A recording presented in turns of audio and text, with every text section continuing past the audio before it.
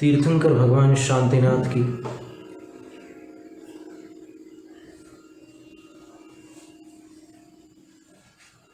यह स्तुति उनके चरण युगलों की स्तुति है, चरण कमलों की स्तुति है। अब तीसरा काव्य देखिएगा। संतप्तोत्तम कांचनक्षितिधर्ष, स्वराघात आएंगे दो बार। संतप्तोत्तम कांचनक्षितिधर्ष श्री स्पर्धिगौरद्युते पुंसान्तच्चरण प्रणाम करणात्, पुंसान्तच्चरण प्रणाम करणात् पीडाः। यहाँ ध्यान देना है, हिंदी में अपन पीड़ा बोलते हैं, संस्कृत में पीडा बोलते हैं। ड डमरू का ड बोलते हैं। यहाँ पर जो जड़ में ड के नीचे नुक्ता होती है वैसा उच्चारण नहीं करते। जैसे अपन ने भक्तामर में एक स्थान पर ड शब्द आया है,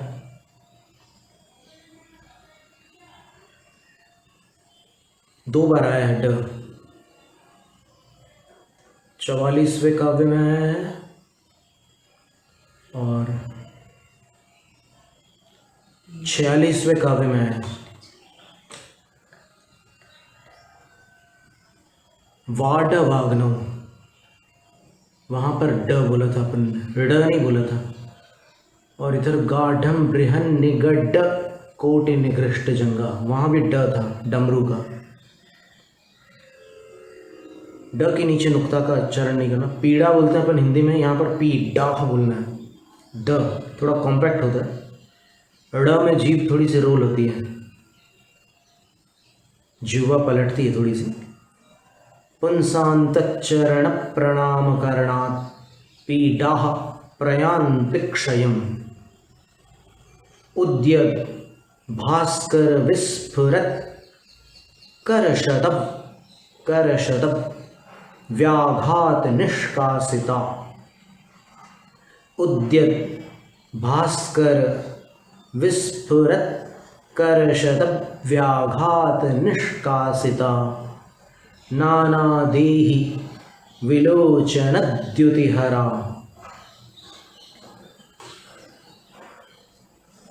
भक्तामर में भी द्युति शब्द आया था ना 11वें काव्य में। पीत्वा पयः शशिकरद्युति दुग्ध सिंधु नानादेहि विलोचनद्युतिहरा शीघ्रं यथा शर्वरी। शीघ्रं अनुस्वार को इया जैसा उच्चारित करना, या में मिलाना है।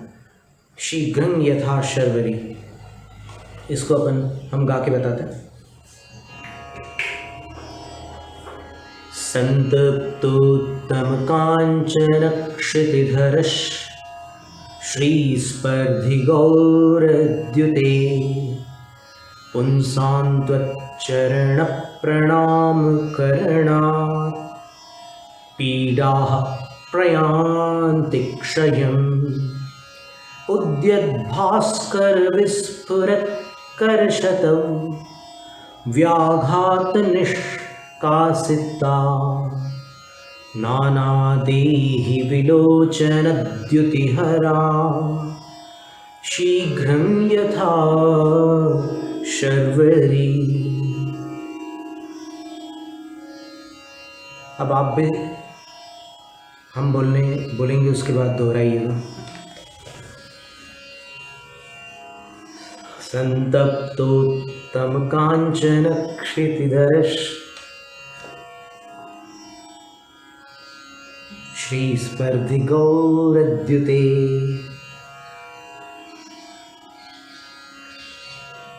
पुंसान्तच्चरण प्रणाम करणात्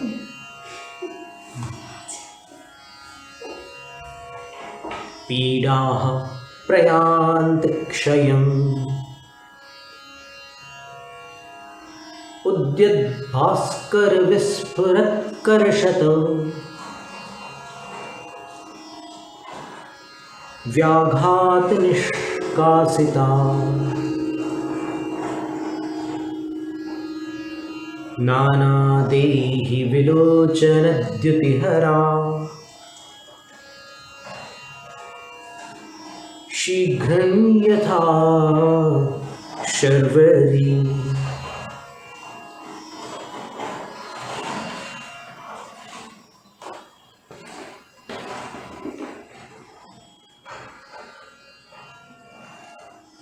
थोड़ा बड़ा काव्य है, आपको थोड़ा लग तो रहा होगा, पर अपन ने पहले इतने सारे स्तोत्र पढ़ लिए हैं कि एकदम अनजान जैसा तो नहीं लगेगा आपको।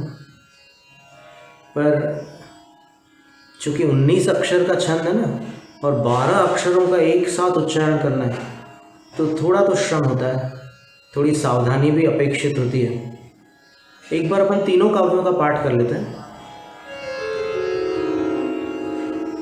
न स्नेहाच्छरणं प्रयान्ति भगवन्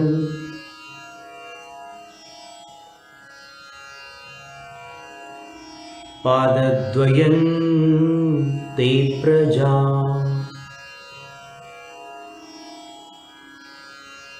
हेतुस्तत्र विचित्रदुःखनिचयः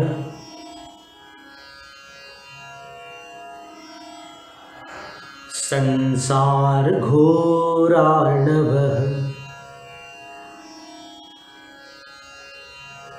अत्यन्तस्फुरदुग्ररश्मिनिकरौ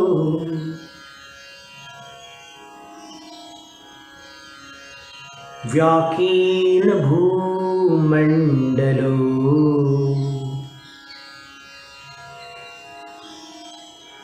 ग्रैष्मः कारयतीन्दुपादसलिल।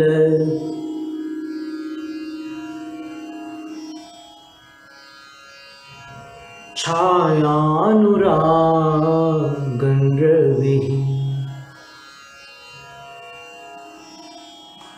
क्रुद्धाशी विषदष्टदुर्जयविशद।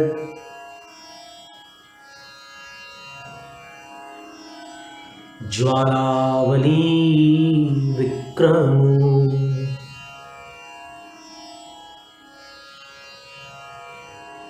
विद्याभीषजमन्त्रतोय हवनैर् याति प्रशान्तिं यथा।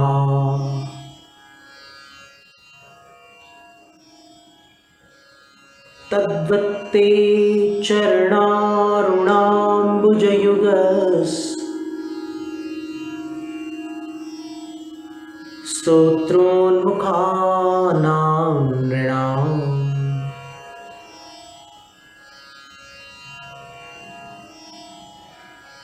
विघ्नाः कायविनायकाश्च सहसा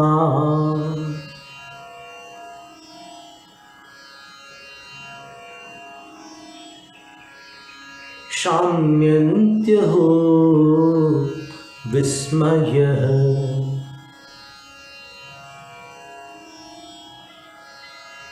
सन्तप्तोत्तमकाञ्चनक्षितिधरश्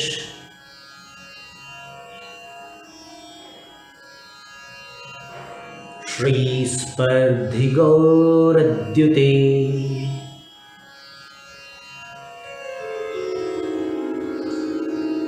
पुंसान्तच्चरणप्रणामकरणात् पीडाः प्रयान्ति क्षयम्। उद्यद्भास्करविस्फुरत्कर्षत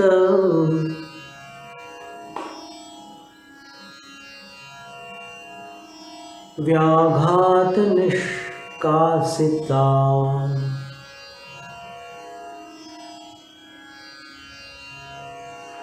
नानादेहि विलोचनद्युतिहरा शीघ्रं यथा शर्वरी।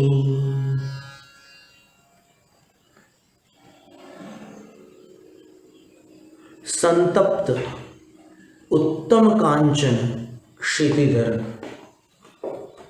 क्षिति का अर्थ पृथ्वी होता है और पृथ्वी वाचक किसी भी शब्द के सम्मुख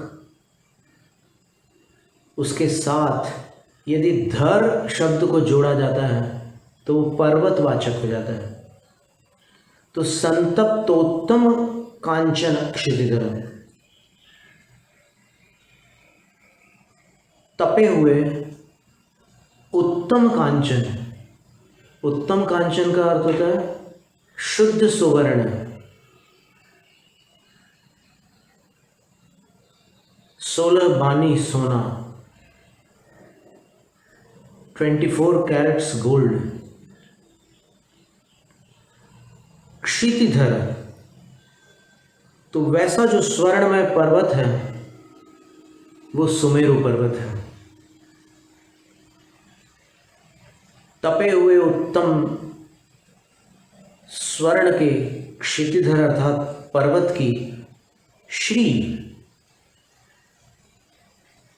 उसकी श्री का अर्थ लक्ष्मी होता है। उस पर्वत की लक्ष्मी अर्थात उसकी शोभा, उससे स्पर्धा करने वाली है गौर द्युति जिनकी, स्वर्णिम कांति जिनकी। शांतिनाथ भगवान भी स्वर्णिम आभा वाले थे, तो उनकी जो स्वर्णिम आभा थी वह सुमेरु पर्वत की शोभा से स्पर्धा करने वाली थी, अर्थात उनकी कांति सुमेरु पर्वत की कांति को पराजित करती थी। तो ये संबोधन है द्युते।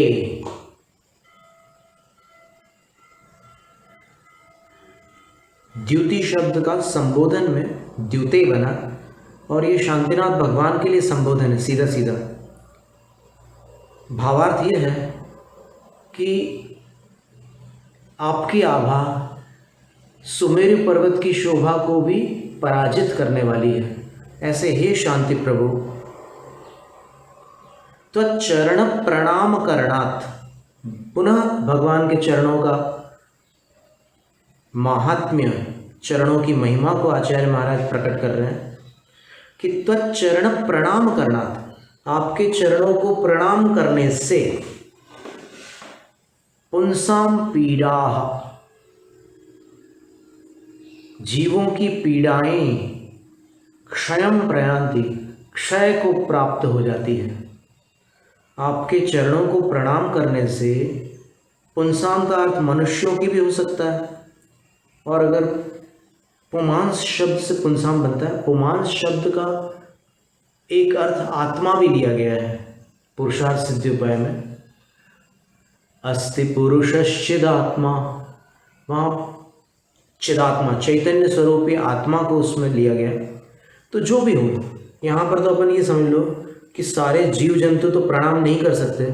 मनुष्यों के पास हाथ है, पंचांग है, तो वो प्रणाम कर सकता है। अष्टांग है मनुष्यों के पास, तो वो साष्टांग प्रणाम भी कर सकता है। तो चाहे पंचांग प्रणाम करे, चाहे साष्टांग प्रणाम करे, आपके चरणों को प्रणाम करने से मनुष्यों की पीड़ाएं, अब हिंदी में अपन पीड़ाएं बोल सकते हैं, मनुष्यों की पीड़ाएं क्षयम प्रयान्ति, क्षय को अर्थात विनाश को प्रयान्ति प्राप्त हो जाती है।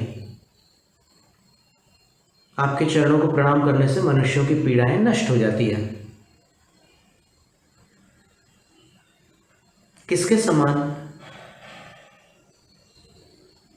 तो आचार्य महाराज ने बड़ा सुंदर उदाहरण दिया। यथा शर्वरी क्षयम प्रयाति, जिस प्रकार रात्रि विनाश को प्राप्त हो जाती है, उसी प्रकार आपके चरणों को प्रणाम करने से मनुष्यों की पीड़ाएं विनाश को प्राप्त हो जाती हैं। अब रात्रि कैसे नष्ट होती है, तो उसका आचार्य महाराज ने समाधान दिया है। सबसे पहले तो ये समझ ली कि रात्रि कैसी होती है। तो नाना देहि विलोचन द्युतिहरा, अनेक प्रकार के प्राणियों के, विलोचन का अर्थ होता है नेत्र, अनेक प्रकार के प्राणियों के नेत्रों की द्युति, अर्थात यहाँ पर द्युति शब्द का अर्थ ज्योति है, उसको हरने वाली होती है रात्रि। रात होती है तो आंखों की ज्योति वो रात्रि हर लेती है। यदि प्रकाश बिल्कुल भी ना होना तो जो दिन में देखने वाले प्राणी हैं उनको कुछ भी नहीं दिखाई देता। ये तो रात्रि में कुछ कुछ प्रकाश तो रहता ही हल्का फुल्का, तो इसलिए कुछ दिख जाता है, और कृत्रिम प्रकाश होने से और भी दिख जाता है कुछ कुछ। कृत्रिम का अर्थ होता है जो मानव निर्मित प्रकाश के साधन है। तो यहाँ आचार्य कह रहे हैं कि वह रात्रि नाना प्राणियों के, अनेक प्राणियों के लोचनों की ज्योति को हरती है, हर लेती है।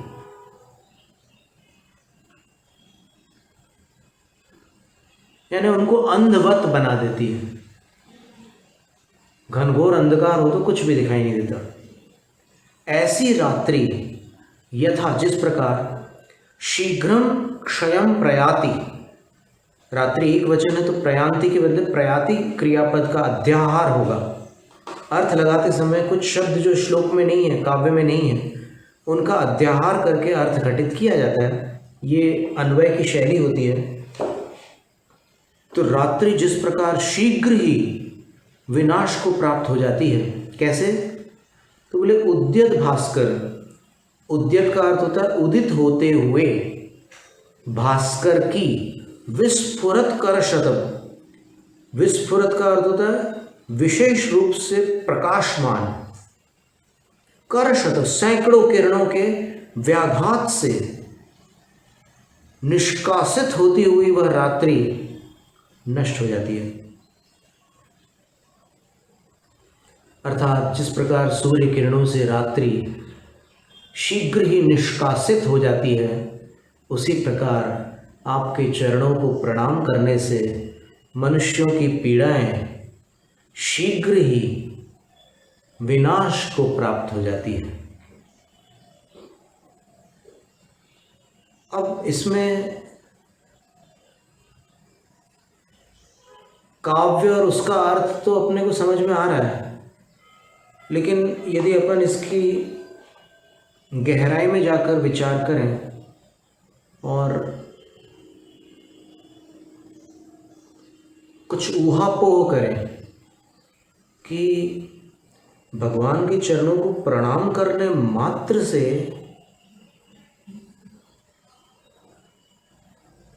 मनुष्यों की पीड़ाएं नष्ट हो जाती है, ये बात कुछ अजीब सी लगती है। क्योंकि कितने लोग कितनी बार प्रणाम करते हैं भगवान को,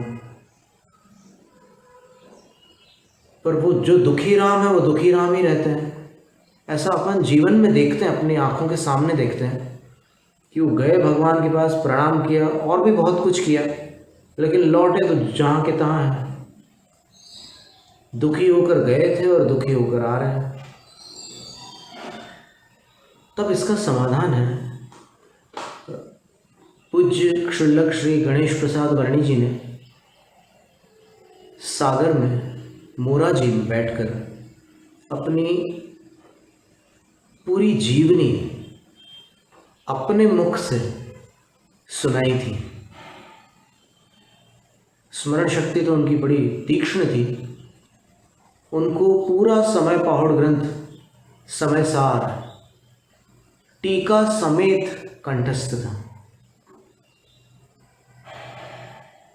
415 तो गाथाएं, 278 तो संस्कृत कलश काव्य, और व्याख्या की जितनी पंक्तियां हैं गद्यात्मक, वो सारा विषय गणेश प्रसाद वर्णी जी को कंठस्थ था।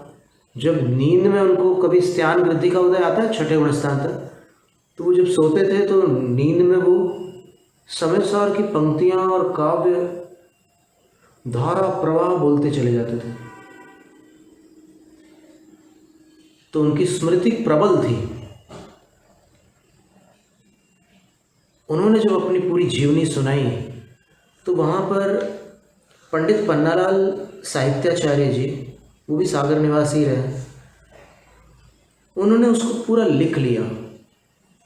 और लिखने के बाद जब उसका प्रकाशन हुआ तो उसका नाम था मेरी जीवन गाथा। अभी वाराणसी से उसका नया प्रकाशन भी उपलब्ध है। तो उसमें उन्होंने एक घटना लिखी है कि एक कहावत है शिखर जी के विषय में, एक बार वंदे जो कोई ताहि नरक पशु गति नहीं होई। कुछ लोगों ने इसको सुधार दिया और एक बार के स्थान पर भाव सहित वंदे जो कोई ताहि नरक पशु गति नहीं हुई।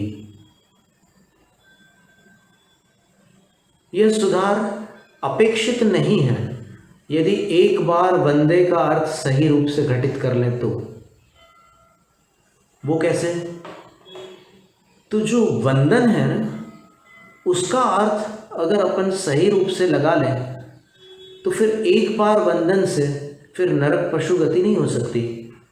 उसको पूज्य वर्णी जी ने उसमें मेरी जीवन गाथा में बताया है कि वंदना क्या वस्तु है। वंदना केवल ऊपर जाकर पुंज चढ़ाकर कुछ छंद पढ़ करके लौट आने का नाम नहीं है। वंदना जो होती है वो दो प्रकार से होती है, अंतरंग और बहिरंग। अंतरंग वंदना को भाव वंदना कहते हैं और बहिरंग वंदना को द्रव्य वंदना कहते हैं। और दोनों में बड़ी मैत्री है, दोनों में बड़ा तालमेल है।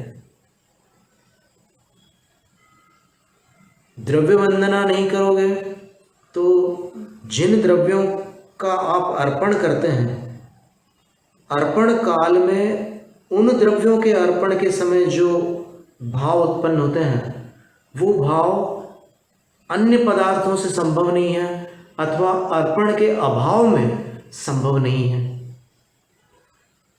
सीधा सा हिसाब है, संसारी जीव रागी जीव है और रागी जीव संस्कारों से प्रभावित है, तो वह संस्कारों की सीमा रेखा से बाहर अपने भाव नहीं उत्पन्न कर पाता।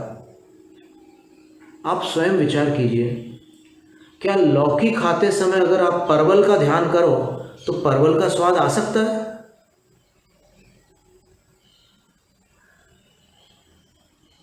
तो फिर मायाचारी करने की क्या आवश्यकता है? अपन जैसे हैं, जो हैं, कम से कम भगवान के सामने तो सच्चाई रख देना। वहां तो अपने को डबल रोल करने की आवश्यकता नहीं है।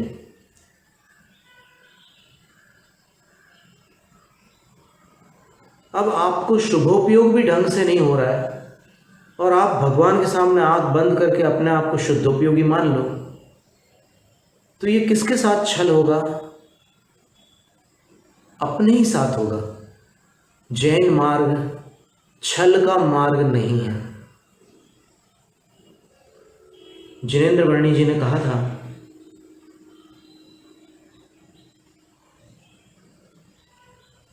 छल अस्वाभाविक प्रवृत्ति को कहते हैं और स्वभाव की प्राप्ति अस्वाभाविक प्रवृत्ति से असंभव है। क्या सुंदर युक्ति है।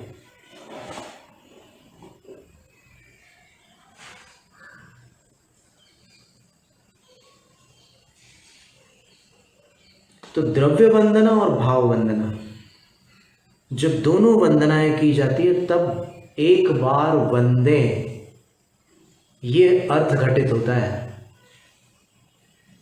और ये अर्थ अगर घटित हो गया तो निश्चित है ताहि नरक पशुगति नहीं हुई। वर्णी जी ने वहां पर यह भी सिद्ध किया है कि द्रव्य और भाव वंदना करने वाला जीव मिथ्या दृष्टि नहीं होता। और जो मिथ्या दृष्टि जीव नहीं है वह न तो नरक गति को प्राप्त हो सकता है न तिर्यंच गति को। कारण मिथ्यात्व के कारण नरकायु का आश्रय होता है और अनंतानुबंधी कषाय के कारण तिर्यंच आयु का आश्रय होता है। जब मिथ्यात्व और अनंतानुबंधी कषाय सम्यक दृष्टि के अंदर होती ही नहीं है, ये दोनों नहीं होते, तो फिर नरक आयु और तिर्यंच आयु का बंध ही नहीं हो सकता। अब जो लोग सम्यक दर्शन होते हुए भी नरक चले गए,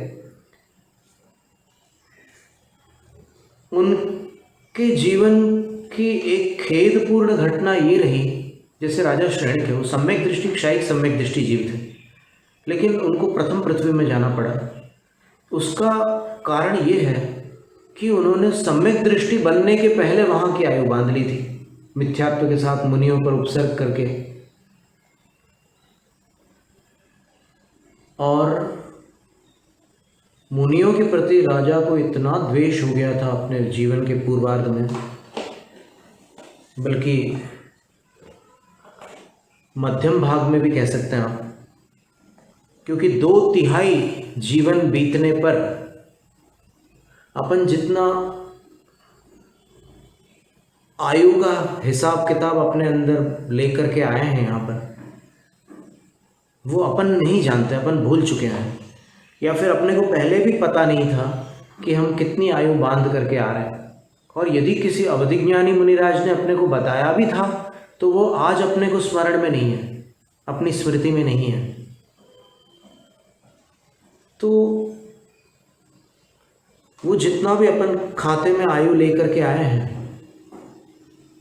जब उसका 2/3 हिस्सा व्यतीत हो जाता है, तब पहली बार यहाँ कर्म भूमिज प्राणी को अवसर मिलता है भविष्य की आयु बांधने का, आगामी भव की आयु को संचित करने का। उसको प्रथम अवसर तब प्राप्त होता है यदि उसके भाव आयु बंध के अयोग्य हों। देखिए, कषाय अगर अति तीव्र होगी या अति मंद होगी तो आयु का बंध नहीं हो सकता। अपने जो भाव होते हैं उसके विषय में एक उदाहरण है कि एक संख्या आप कल्पित कर लीजिए, उस संख्या में शुरू के कुछ अंश छोड़ दीजिए, अंत के कुछ अंश छोड़ दीजिए, बीच के, मान लो 27 की आपने राशि ली हो, तो बीच के जो 18 भाग हैं उन्हीं भागों में आयु का बंध हो सकता है। और अगर वो काल आ गया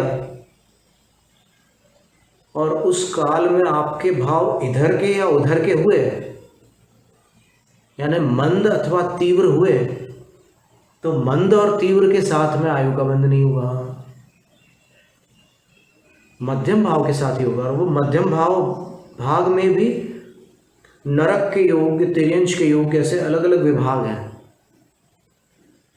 तो राजा श्रेणिक के वैसे भाव हो गए थे उस काल में, जब उन्होंने यशोधर मुनिराज पर उपसर्ग किया था। पहले तो वो उनको मार डालना चाहता था, तो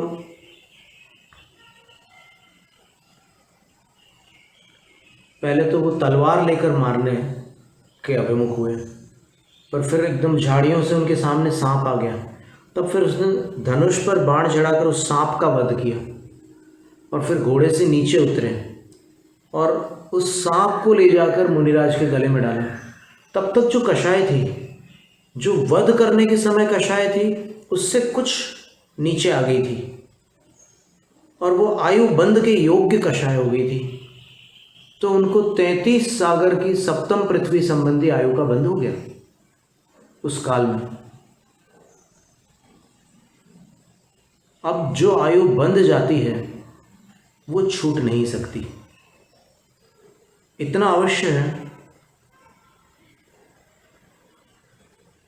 कि अब जो बचा हुआ जीवन है, 2/3 में से 1/3 जीवन बाकी है। श्रेणिक राजा की आयु 120 वर्ष थी। अब 120 वर्ष में से उसने 2/3 आयु निकलने के बाद ये सप्तम पृथ्वी की 33 सागर आयु बांध ली थी। अब 120 के 3 भाग करें तो कितना होंगे?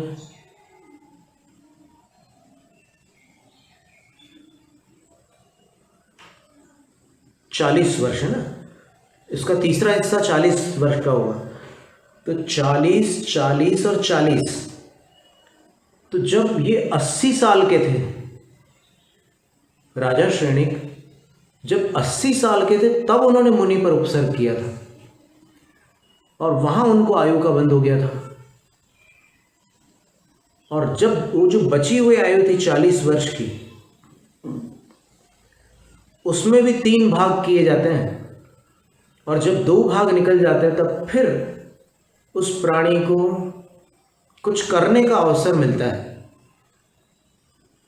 अब उस समय स्थिति ये बन गई थी कि राजा श्रेणिक जब वो समय आया तब शुद्ध सम्यक दृष्टि बन चुके थे। तो उस समय अब सम्यक दृष्टि बनने के बाद वो जो आयु बंधी हुई थी 33 सागर की, वो क्षायिक सम्यक दृष्टियों के लिए ऐसा नियम है कि उनको अगर अधोगति की आयु का बंध पहले से हो चुका हो तो वो प्रथम पृथ्वी तक ही जा सकते हैं, दूसरी पृथ्वी में नहीं जा सकते।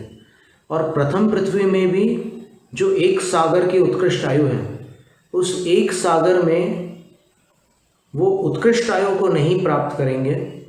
पल्ल के असंख्यातवें भाग प्रमाण जो काल है वो 1 सागर में से कम कर लिया जाए तो जितनी अवधि शेष रहती है उतनी आयु क्षायिक सम्यक दृष्टि जीव को अधोगति में उत्कृष्ट रूप में प्राप्त होती है। अधिकतम आयु उनकी उतनी होगी।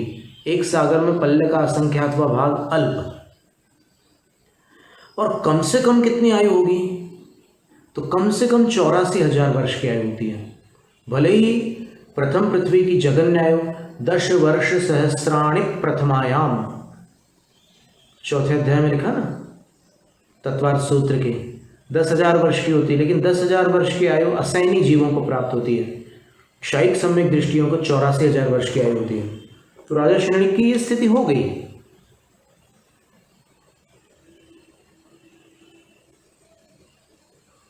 तो ऐसे जीव शिखर जी की वंदना नहीं कर पाते।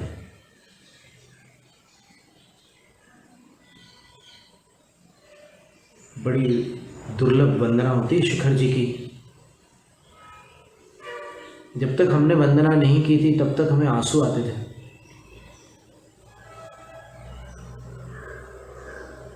और फिर हमने जब वंदना की तब संतोष हुआ कि चलो सौभाग्य से भगवान की वंदना मिल गई।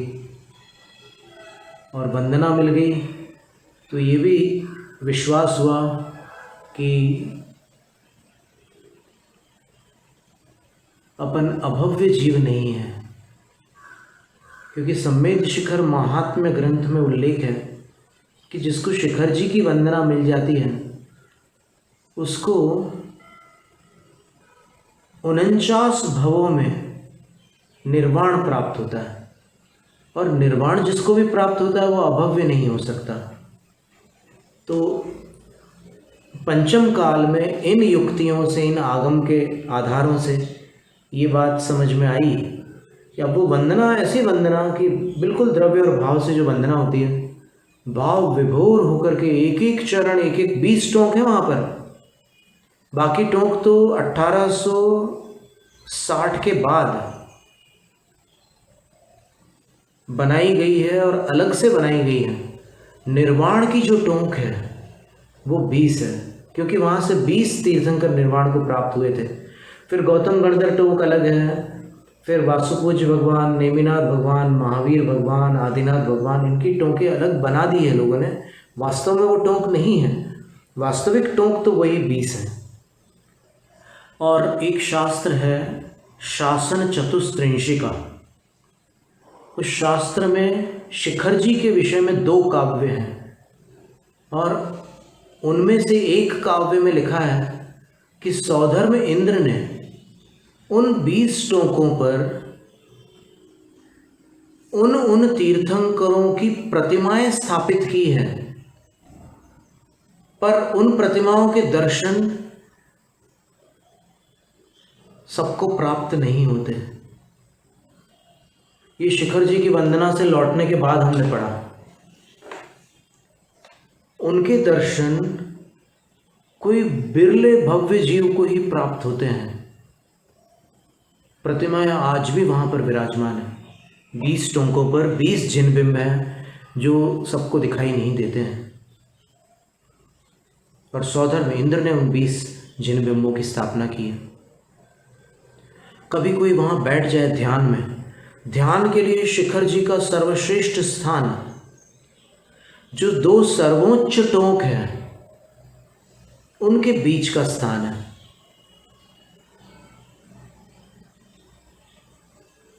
ललितकूट नाम है ना, और एक सुवर्णभद्रकूट है। चंद्रप्रभ भगवान और पार्श्वनाथ भगवान की जो टोंक है, उन दोनों के मध्य का जो स्थान है, संभवतः पुष्पदंत भगवान अथवा शीतलनाथ भगवान का स्थान हो सकता है। वहाँ ध्यान का सर्वश्रेष्ठ क्षेत्र है संपूर्ण भरत क्षेत्र में, क्योंकि उससे पवित्र कोई दूसरा स्थान नहीं है इस धरती पर। पूरे 9 किलोमीटर की वो वंदना है ऊपर की, और उसमें वो मध्य स्थान जो है सर्वाधिक ऊर्जा संपन्न, सर्वाधिक अतिशयकारी स्थान है। वैसे तो पूरा क्षेत्र पवित्रता से भरा हुआ है, पर ध्यान के लिए वो स्थान सबसे अद्भुत है। और ध्यान की पात्रता का अवश्य ध्यान रखना। वैराग्य, तत्व ज्ञान, परिग्रहों का त्याग, समता भाव और कष्टों पर विजय, ये 5 पात्रताएं जिनके पास है वही ध्यान लगा सकता है, ऐसा जैनाचार्यों का कथन है।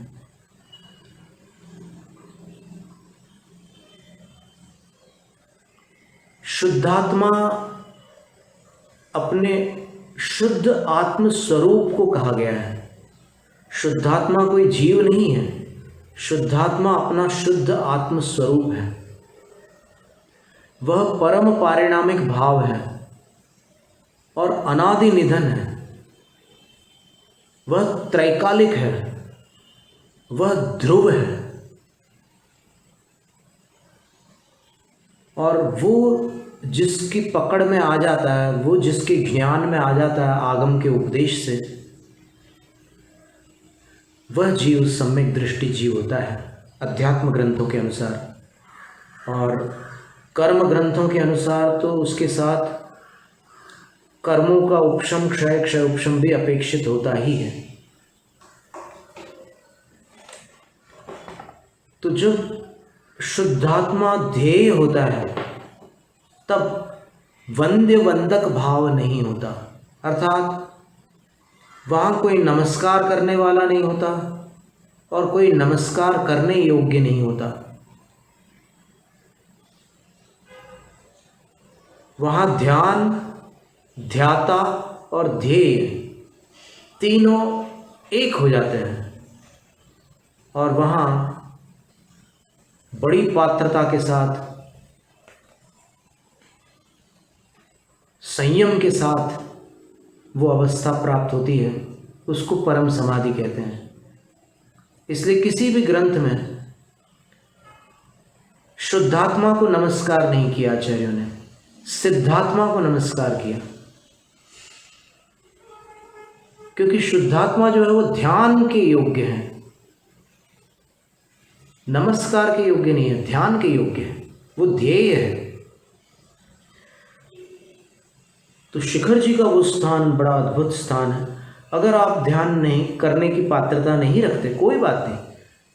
अभी जो वर्तमान में अपन ध्यान शिविरों में या फिर ध्यान सत्रों में ध्यान करते हैं, वो तो गाइडेड विजुअलाइजेशन है अंग्रेजी भाषा में, अर्थात वो निर्देशित धारणा है, निर्देशित धारणा है।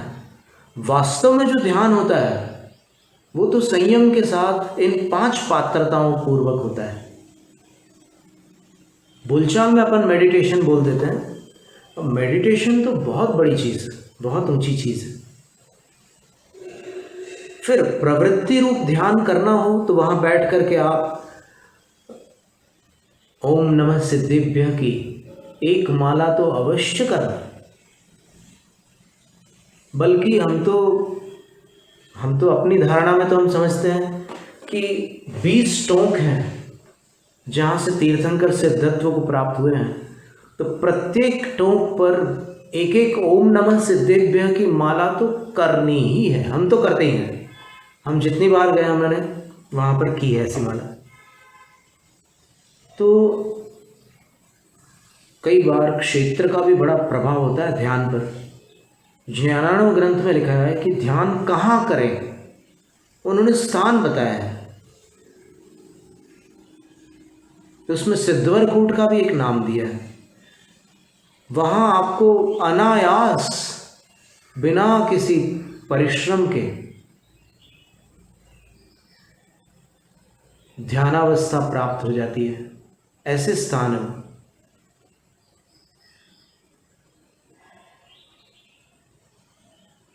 और भी बहुत सारी बातें हैं। तो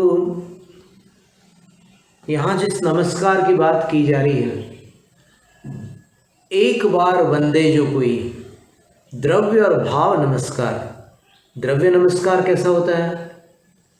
तो वचन और शरीर से किया जाने वाला नमस्कार द्रव्य नमस्कार होता है, और मन से किया जाने वाला नमस्कार भाव नमस्कार होता है। तो वचन और शरीर से कैसे नमस्कार करते हैं? तो उसके लिए शरीर से जो नमस्कार करते हैं उसमें ऐसे 3 आवर्त करते हैं। 3 क्यों? क्योंकि इसमें अपन भावना ये करते हैं कि मैं मन से, वचन से और काय से प्रणत होता हूँ, प्रणाम करता हूँ, नमन करता हूँ, नमस्कार करता हूँ। और इसको मस्तक से लगाकर भूमि पर अपने दोनों पैर, दोनों हाथ और सिर लगाकर, अब जिनके शरीर सिर लगाने योग्य न हो तो वो सिर झुका सकते हैं।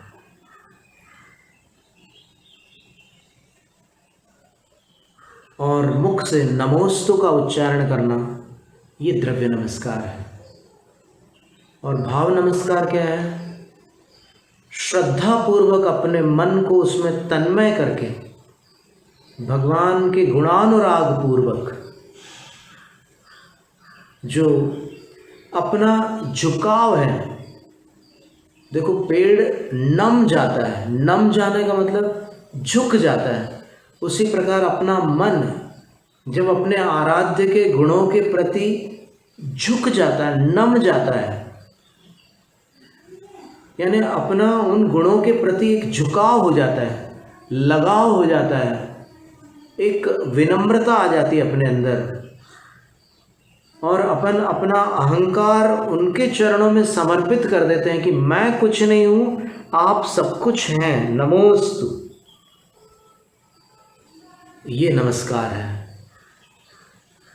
तो आचार्य इस नमस्कार की बात कर रहे हैं कि मनुष्यों की पीड़ाएं आपके चरणों को प्रणाम करने से नष्ट हो जाती है। कितनी सुंदर बात है।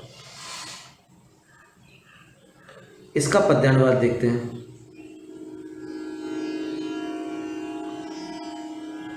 मंदर गिरि से सुंदर प्रभु तब चरणों में जो नमन करे, उनकी सारी पीड़ाओं को शीघ्रतया वह नमन हरे।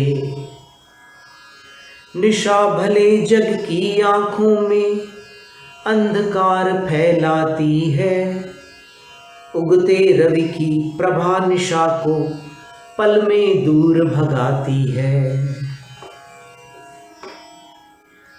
जैनम जयतु शासनम।